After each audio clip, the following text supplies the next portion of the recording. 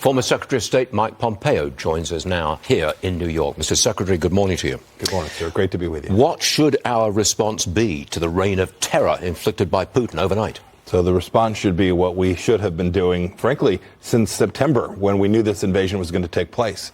Give the Ukrainians the tools they need to convince Vladimir Putin that the cost of his continued aggression is too high. Instead, Stuart, we've dribbled it out.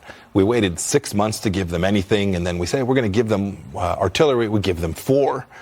We should be providing them the full firepower they need to impose real costs on Putin. And if we do that, it's the only possibility of convincing him to withdraw. Did we slow the aid? Yeah. Because we really didn't want Zelensky to win hands down? I don't know the motivation why they didn't. I think their stated reason was they didn't want to provoke Vladimir Putin. It's probably true. I think he's been provoked, Stuart. All right. So I never understood that part of the argument. They didn't ask for our kids. They didn't ask for our soldiers. They simply said, provide us the tools so we can defend our own sovereign nation. And the Europeans should have done more.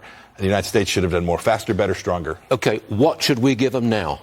Longer range capabilities. To hit inside Russia? No, to make sure you can strike every target that the Russians are inside of Ukraine. And then importantly, Stuart, the intelligence to know where those targets are. So think precision-guided targeting capabilities that the United States possesses that could give us the capacity to put every Russian asset inside of Ukraine at risk simultaneously. We could do that. Do you think that there are meetings being held right now in Washington, D.C., to organize that kind of aid? I haven't seen it. I hope so, but I haven't seen it. What do you make of when President Biden warned of a nuclear Armageddon? National Security Council Coordinator John Kirby, he had to walk those comments back. Mr. Secretary, just watch this for a second. Roll it. The president was reflecting the very high stakes that they're in play right now. His comments were not based on new or fresh intelligence or new indications that Mr. Putin has made a decision to use nuclear weapons. And quite frankly, we don't have any indication that he has made that kind of decision, Martha, nor have we seen anything that would give us pause to reconsider our own strategic nuclear posture in our efforts to defend our own national security interests or those of our allies and partners. First of all, Mr. Secretary, what do you make of the use of the word Armageddon? Completely reckless. To use that kind of language at a Democrat fundraiser. Imagine John Kennedy at a Democrat fundraiser saying, hey, you know, Khrushchev is moving some missiles into Cuba. Can you write me a bigger check? Mind you, the whole world watches every word that President Biden says. So Zelensky heard what he said about Armageddon. Putin heard it. All our allies and friends in Europe heard it. It is reckless. It puts Putin in the driver's seat. It creates more risk for the United States of America. And to use that kind of language, if you're serious about that, if you really believe it, you owe the American people a full-on explanation, a serious presentation from the Oval Office about what's at risk and why America has to continue this instead of a throwaway line that your spokesman has to go out and kind of wander around. Shouldn't we have that kind of statement today, this morning?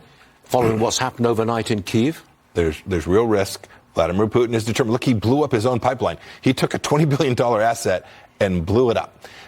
This is a man who is serious and resolved. America needs to show that continued resolve. And if we do, you can do what we did for 4 years. He is deterrable. In 2014, he takes Crimea. For 4 years, he doesn't touch Europe. We leave office, and he does it again. He invades Ukraine. Deterrence is possible. It simply shows it just requires American leadership. Okay, one last one. You've got a new book. The title is Never Give an Inch. There I have it. Mike Pompeo, Never Give an Inch. What's in it? It talks about 4 years. And you can go to MikePompeo.com and get it, or to your bookstore. It talks about the 4 years. A lot of the story hasn't been told. The 4 years that the 4 years that I served as first as CIA director. Yep. So there's some great stories too, some great espionage stories in the book from my time as CIA director. And you're allowed to reveal these stories. It's been cleared, but we got some of it. There's great people that are doing amazing things on behalf of America. And then we got to tell the story about how we delivered on behalf of the American people, how we implemented, executed our America First foreign policy. And then, of course, it talks a little bit about me and how I executed that as well. I think people will enjoy it. It's a fun read, too. Of course, everybody thinks you're running for the presidency, but you will not answer that question, will you? No, sir. Not this morning. I think I've asked it 3 or 4 times. 29 more days. We'll have a good election, and then we'll see what happens. Sir, it was a great pleasure having you on the show. Thank you, sir. Much obliged to you, sir. Yes, sir.